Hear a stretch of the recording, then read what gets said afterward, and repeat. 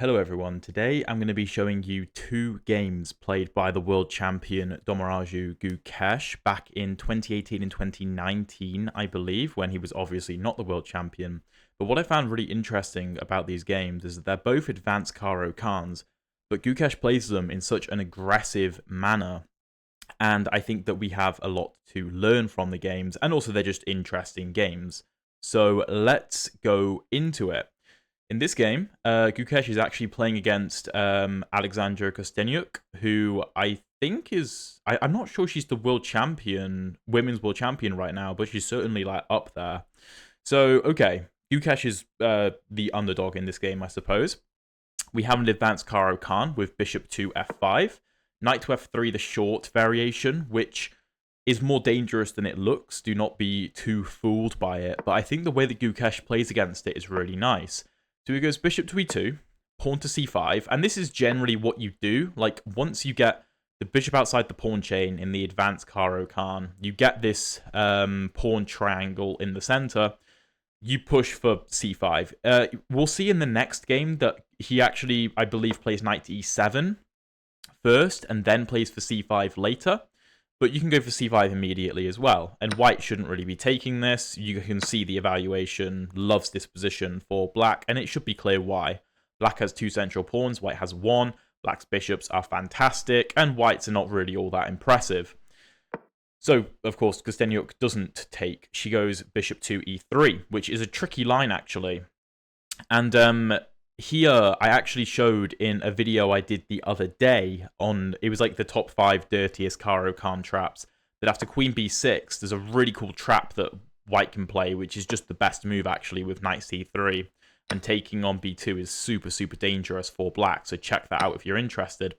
But Gukesh avoids all of that, and I think this is the line that I am going to start playing as well with the black pieces, just taking on d4. So here, white takes back with the knight, threatening to take this bishop. And you also have to be like slightly concerned about this diagonal, because you can't put a knight on c6 to block a bishop check. But the only move here is knight to e7. So if knight takes on f5, the knight can take on f5, putting pressure on this bishop. And this e5 pawn could be a target in the future. This knight on d4 is very strong for white. If bishop to b5 check is played, we can bring the knight to d7, and we should be okay here. We can kick this bishop away. So let's say something like castles, pawn a6. Let's say the bishop retreats, b5, bishop to b3. You can play it like that. Try and take this pawn on e5. It's slightly dangerous. You can go something like rook c8 or bishop g6 instead. But bishop g6 you have to be careful with as well, which is why Gukesh doesn't play bishop to g6 in this position, because it invites h4 from white, and this bishop could be in a lot of trouble. If we are basically forced to play the move h5 to stop white from playing h5, and here white has a very strong grip, and, you know, f4, f5 could be a problem in the future. So knight to e7, right? And if something like g4 is played, this isn't so concerning, because like in the bayonet attack, which is a different variation of the Caro Kann, also in the advanced variation, though, we start with bishop e4, provoking pawn f3, and then dropping back to g6. And if h4 is played, we can play h5, and black is actually better here. So instead, what we see from Kostenyuk is knight to d2, just developing the knight. This knight doesn't belong on c3 most of the time in these lines, because typically this pawn wants to come to c3 or c4, which is something that a lot of beginners or even intermediate players don't quite understand when they're playing against the Caro Kann. So she goes knight to d2. The knight is far better placed here, can come to b3 or f3, which is far more useful because it's targeting dark squares in the position, whereas if you come to c3, not only is this pawn now a target and can't move to c3 or c4, but this knight can't even go anywhere particularly useful. I mean, one of the best moves here is just a6, further restricting the movement of this knight. So knight d2. Knight b to c6, offering a knight trade. Gukesh would love a knight trade here. Take, pressure on e5. If f4 is played, you can even go for g5, trying to be super, super aggressive, which we will see this type of aggression later in the game. So Kosteniuk just goes knight 2 to f3. So if takes, she can take back. And Gukesh goes bishop to e4, applying pressure to this knight. This is actually quite a strong move, and you can also do it via the g4 square. Basically, the exact same thing happens, but Gukesh just wants to take. So we see c3 from Kosteniuk. Like I said, the pawn wants to come to c3 or c4, goes to c3 to support the knight. And Gukesh just snaps the knight on f3. Why? Well, white has basically put all of their important pieces and pawns on dark squares in the center, right? Gukesh has a bit of a monopoly over the light squares, which is very typical of a Caro Kann structure, particularly in the advanced Caro Kann. So this light squared bishop isn't actually that useful anymore, particularly after pawn to c3 is played. There's no targets on this diagonal anyway, right? So although Gukesh invests 2 moves into going bishop to e4 and then unprovoked takes on f3, personally I think it might make more sense to go bishop g4, and then if c3 we can continue development with like a6, rook c8, something like that. And if white goes h3, then we happily take because we've been provoked to. And at lower levels, even at, you know, I play around the 2,200 level online, people will still do that. But okay, bishop to e4 accomplishes the same goal of just taking the knight. And you have to take back with the knight here, because otherwise the e5 pawn will hang. If you take with the bishop, knight e5, black is better. So knight takes f3, forcing the knight to retreat. And knight to f5, applying pressure to this bishop, right? The bishop comes to g5, applying pressure to the queen. And Gukesh just offers a bishop trade, which white kind of declines, but not really. And then takes back with the knight, which I thought was super interesting, because actually, if you take with the queen here, g4 traps the knight, right? So that's actually a really interesting idea. So the knight takes back.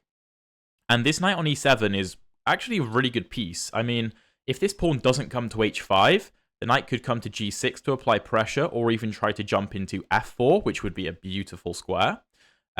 Potentially provoking the move g3 to stop this, or can just come straight back to f5. There's a lot of flexibility in the black position, and this e5 pawn could become a problem in the future. But you might be saying, Alex, why is the title, at least just below me, Gukesh's super aggressive advanced Caro Kann? This doesn't look like an aggressive advanced Caro Kann. Yeah, it will do though. So bishop d3 from Kosteniuk, getting the bishop on this diagonal, also stopping knight to f5 or knight to g6, because if knight to f5 is played, you'll snap that, and then you've got this beautiful target to aim at on d5.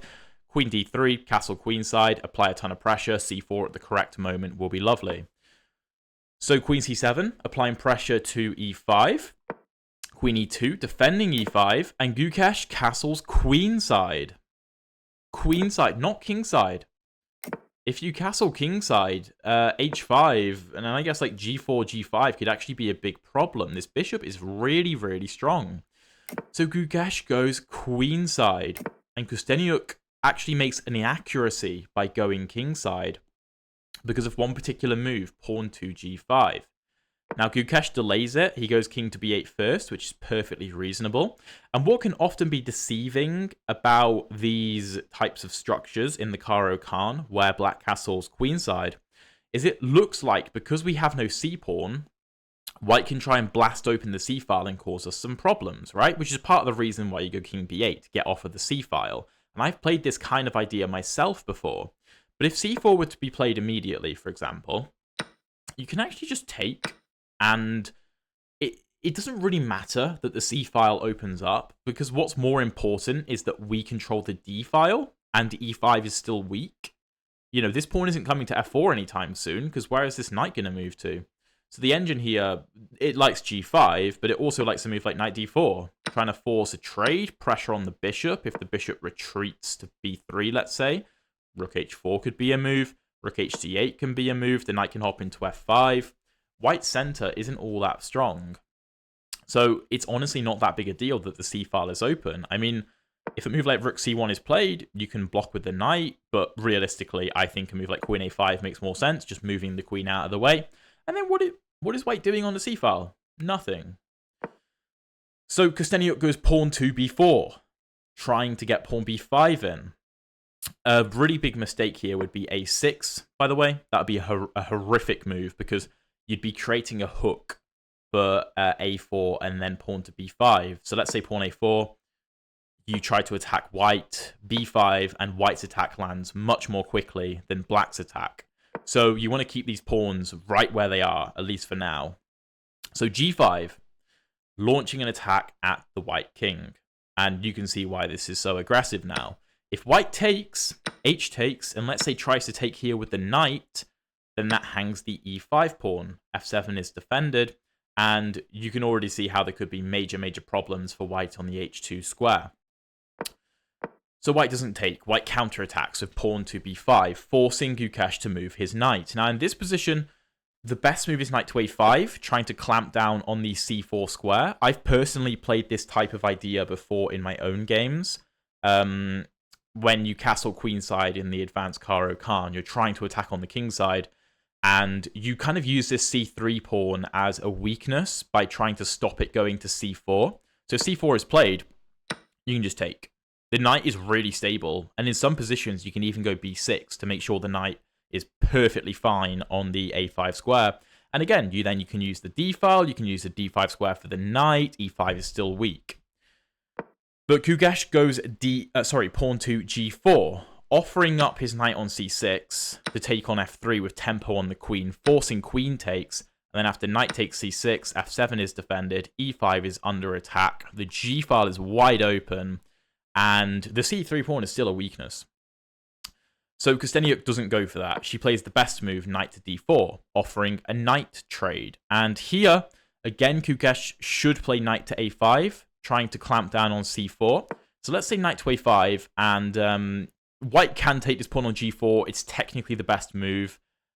That's a really scary move to play, though. I don't think any human would play that. So let's say rook a to c1, trying to prepare pawn to c4. Rook h to g8. Let's say c4 is played. This is still fine, because the d file is really useful, and this knight is just straight up hanging. So if bishop takes c4, for example, I'm not sure how easily you can take this because of bishop e6 ideas, but this is certainly still better for black, although it is very complicated. But Gukesh takes on d4, c takes d4, and although this is better for white, this pawn could be a problem in the future, and Gukesh keeps attacking the white position with queen c3. Kosteniuk plays the best move, queen to e3, just defending her d4 pawn. If this d4 pawn falls, black probably wins, and that's often the case in this kind of structure in the Caro Kann. Rook c8 from Gukesh, just trying to dominate the c file, turning the attention away from the king side a little bit. What he would love to see is this bishop moving and then being able to bring the knight over to f5 or g6 and f4 or pressure on h4, that kind of thing. But currently the bishop is dominating the movement of this knight very nicely. So rook a d1, defending the bishop. If rook a to c1 is played, trying to attack the queen can camp on the a3 square with nice pressure here and on the bishop. White is still slightly better though. I think the engine's second favourite move, rook c5, I think is a gorgeous move to prepare to double up. But Kosteniuk goes rook a d1, which is the best move, and Gukesh lashes out with pawn to g3. What's the point of pawn g3? Well, if queen takes g3, then queen takes d4. And of course, you're very happy to trade off the d pawn for the g pawn, because now you have an open g file, and e5 is pretty weak. And white doesn't really have any good discoveries on the queen anyway. So on g3, okay, what about f takes g3? Well, here I think Gukesh's intention was probably knight to f5, pressure on the queen, the pawn, and the other pawn, and now the bishop can't take because the queen hangs, because the f-pawn was protecting the queen. However, here the engine, it thinks that you can just move the queen and sacrifice the d4 pawn, but more impressively, rook takes f5 is also very strong, and after e takes f5 and queen to f2, the white position is apparently just very good. I guess the king probably comes to h2 to keep an eye on g3. Maybe quite difficult to convert, though. So Kostenniuk plays bishop back to b1, offering Gukesh a queen trade. Gukesh goes rook h to g8, basically saying, okay, if you want a queen trade, you can take me. I'm not going to take you, because if I take you and f takes e3, I open up the f-file for you, and the g3 pawn could be a massive liability, because I cannot bring the knight to f5, because the bishop will take. So Kostenniuk goes rook d3. This pawn is still hanging, completely hanging. Queen to c4. Pressure on b5, a2, the rook, the pawn. Again, if this pawn is taken by the queen, obviously you can just take. And if it's taken by the pawn, which actually happened in the game, now with this rook on d3, Gukesh can get away with the move knight to f5 because the bishop can no longer take. And finally, this knight gets into the game. So queen to f2. Gukesh is down a pawn, but has tremendous pressure in the center and the g-file and the c-file, keeping the f-file shut from the white pieces. Here, rook to g4, applying pressure and maybe preparing to double up. Rook f to d1, defending the d-pawn from Kostenniuk, which is a mistake because of rook c to g8, threatening the g3 pawn again. And also, there's potentially ideas of knight h4, gh4, and rook g2, so you need to keep an eye out for that. Rook f3 is played, which is the best move, and Gukesh takes on g3.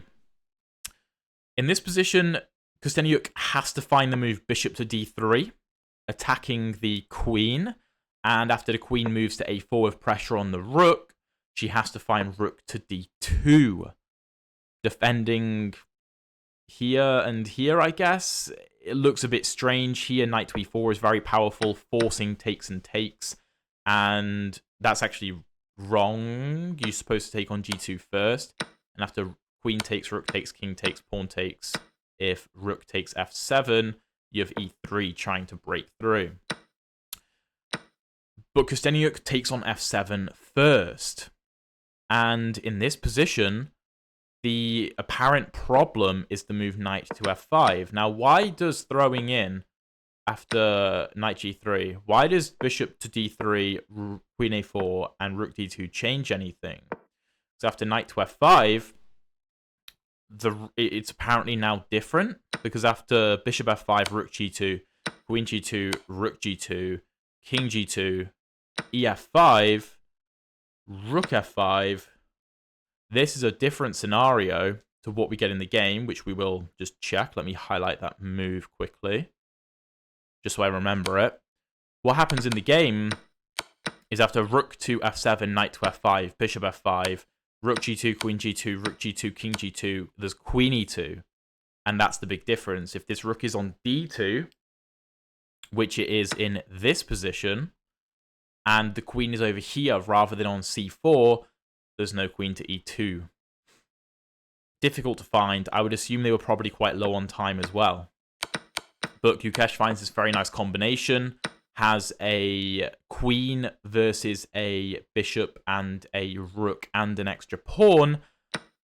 But the white king is far too weak. So there is no fortress. Gukesh converts this very nicely. Just goes queen e4 and then rolls the pawn down the board. b6, trying to cause some kind of back rank sort of mate, which makes a lot of sense, but just a takes b6. The king always has an escape square. Kostenniuk tries everything she can to keep attacking Gukesh. That's all you can really do in this position. But yeah, the white pawns fall. The king is just way too weak. And after bishop d1 and queen to e1, Kostenniuk resigns because there is no good way to stop the pawn if the bishop moves. Queen b1 is apparently strong, but I would assume pawn d2 is also completely winning, because if rook to d4, there is queen g1 with a fork, and therefore the bishop will have to sacrifice itself for the pawn in the best case scenario, and or black will just have a queen for a rook, and with so many pawns still on the board, that is completely winning. So that is the first example. Opposite side castling, black going queenside in the Caro Kann, launching the kingside pawns forward. And while Gukesh didn't land a checkmating attack, he landed an attack where he was able to win a significant amount of material. Now let's jump into the second game. No spoilers. This is against Dmitry... I have no idea how to say that. Frolyanov? Okay. So again, we have an advanced Caro Kann. Bishop f5, knight to f3, pawn e6, bishop e2. The exact same opening, the short variation of the Caro Kann.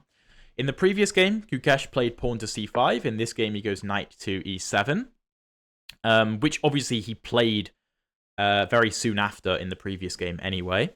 c5 is still very much an idea, but currently the bishop is blocked off from the defense of c5.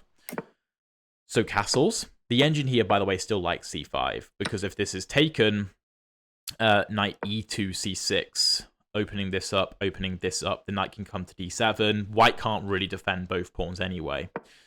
But Gukesh plays this interesting knight g6 move, which I'm not sure I've really seen this before. But I guess the point is that this bishop isn't actually that big of a problem, because there's no knight to h4, there's no pawn to g4. So I thought this was a really interesting idea, but you will come to see why this is another aggressive game. So bishop to e3, knight to d7, preparing pawn to c5, knight back to e1, which is the best move from, I'm just going to call him Dmitry. Preparing pawn to f4 or knight into d3, maybe trying to clamp down on the c5 square. Pawn to h5, also g4 is a big threat, which I failed to mention. So if you played like bishop e7, for example, then pawn g4, bishop e4, pawn f3, and this bishop is completely trapped. The knight is taking away its only safe square. So pawn h5, preventing that. Pawn h3, maybe preparing the move pawn g4. So Gukesh plays pawn to h4. So now if g4 is played, you can simply take en passant. And you can see that this could be the start of an attack if Gukesh can get his pieces organized. So knight d2 from Dmitry. And here, Gukesh actually has a really nice tactic in this position, which he missed. Can you find the move that Gukesh missed in this position? It's actually quite a common idea in some Caro Kann advance positions. So the move is knight d takes e5. Now, obviously, if you don't take this back, black is just up a clean pawn, and that's a very important pawn that black is up, so you have to take it. And then pawn d4, and this bishop is trapped. This bishop is trapped. Now, I would assume that Gukesh saw this idea, but maybe thought things were a bit complicated after knight to c4. Maybe he was concerned about the d6 square, like d takes e3. I mean, I'm not really sure, because if the knight takes on e3, for example, queen d1, rook d1, knight e5, knight f5, ef5, Gukesh is still up a pawn, so I don't know. But he goes pawn to f6. Now, in the Caro Kann, pawn f6 can be a move. It can be a move. I've used it on the channel myself before, but it always comes with an inherent risk. It always comes with an inherent risk, particularly of this diagonal and the e6 pawn, right? I would assume that what Gukesh was thinking here, I would assume, is that, okay, we don't really have to worry about bishop h5 stuff or queen h5, because we control h5 anyway, right? The king could probably come to f7 if we need to, or once we move the queen, we can just castle queenside, like in the first game. And the e6 pawn, I mean, the e-file is completely clogged up, so how is white going to put any pieces on the e-file? In this position, Dmitry takes on f6, which is a mistake. The best move is f4. And, of course, taking here would be very bad for Gukesh. fe5 and the open f-file for the rook is going to be very, very powerful for white. But Dmitry takes on f6. And while knight f6 is the best move here, Gukesh takes with the queen. Slightly worse, but the point is that he wants to castle queenside. But there's no rush. There's no rush. So knight d3 from white, finishing this maneuver, maybe trying to come into e5 or c5. Bishop d6, applying more, well, taking more control over the e5 square. Maybe pawn e5 will come in the future, but also this is just a very fruitful diagonal, working in conjunction with this knight over these important central squares. Knight to f3 from white. Pressure, defense, maybe trying to come into e5 at some point. And here, Gukesh plays the best move. Here, Gukesh plays bishop... Oh, come on. Are we going to work? Are we going to work? You might actually see the move, but I can't see it. Okay, bishop takes d3, which is a weird-looking move, to be fair. If, I mean, if castles, then obviously just bishop to g5, skewering the queen and the rook, which isn't ideal, right? So you can't castle queenside yet, which I assume is part of the reason for knight to f3. If you play something like bishop back to c7, which the engine kind of likes, again, there's bishop to g5, just not allowing you to castle. So Gukesh takes on d3, bishop takes d3, and goes knight to f4, which now blocks this bishop from seeing the g5 square. And you have to take this knight on d3 first, because, of course, the knight is exerting control over f4. So Gukesh gets this very nice knight on the f4 square. Maybe there's ideas, like, you know, if queen d2, for example, trying to attack the knight, then we have knight h3, gh3, and queen f3.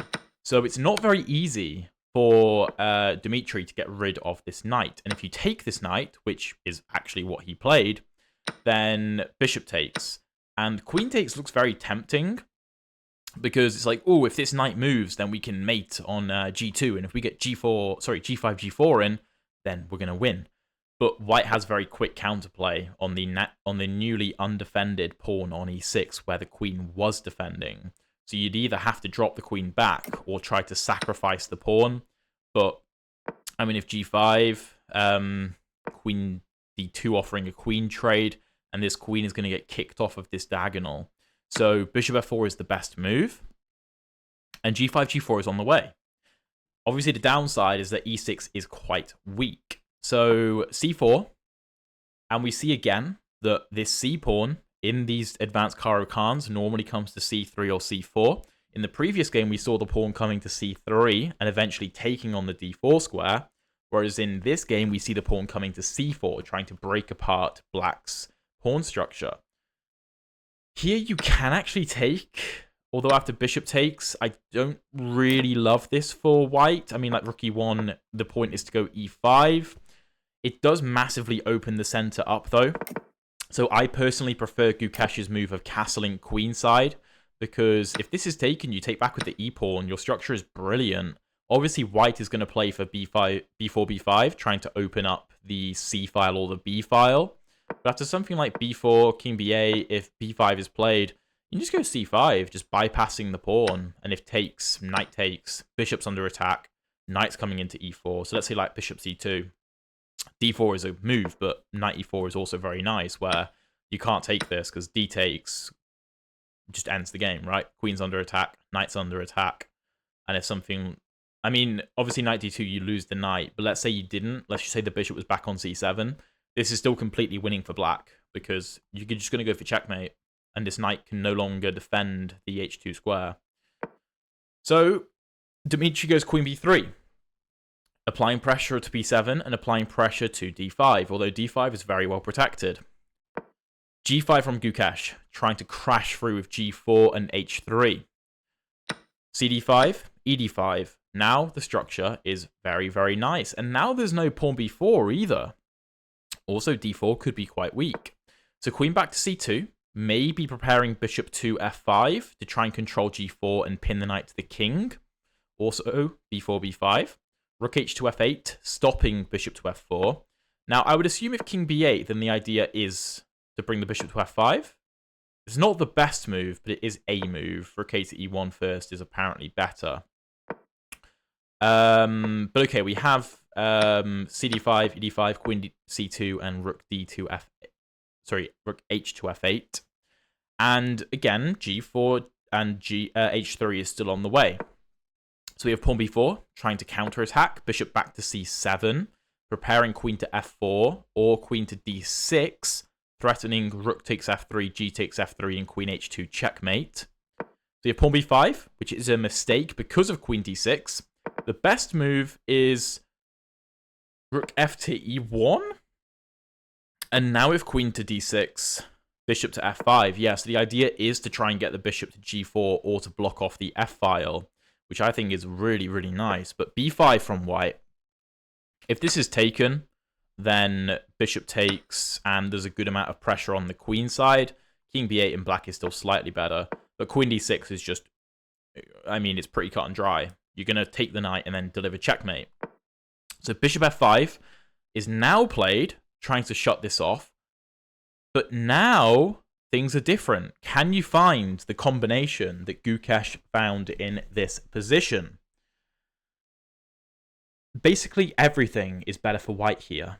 If you play a move like king to b8, then b takes c6, queen takes c6, knight takes g5, and white is better. So the move Gukesh plays is rook takes f5, sacrificing the rook for the bishop. But okay, queen takes f5, there's no checkmate, the knight is still defending. Rook f8, defended by the queen, skewering the queen and the knight. After queen takes g5, another brilliancy, which this one is kind of obvious. I'm not really sure this is a brilliancy as such, but rook takes f3. Now you remove the defender of h2, so obviously you can't take because of checkmate on h2. So you have to move the rook. So rook f to e1, and Gukesh drops the rook back to f8. You can give this check on h2, and after king f1, now come back to f8. But I don't think it matters all that much, because after bc6, king f1, the king has to run anyway. The king is not safe at all. So in this position, Gukesh has a bishop and a knight for a rook and a pawn.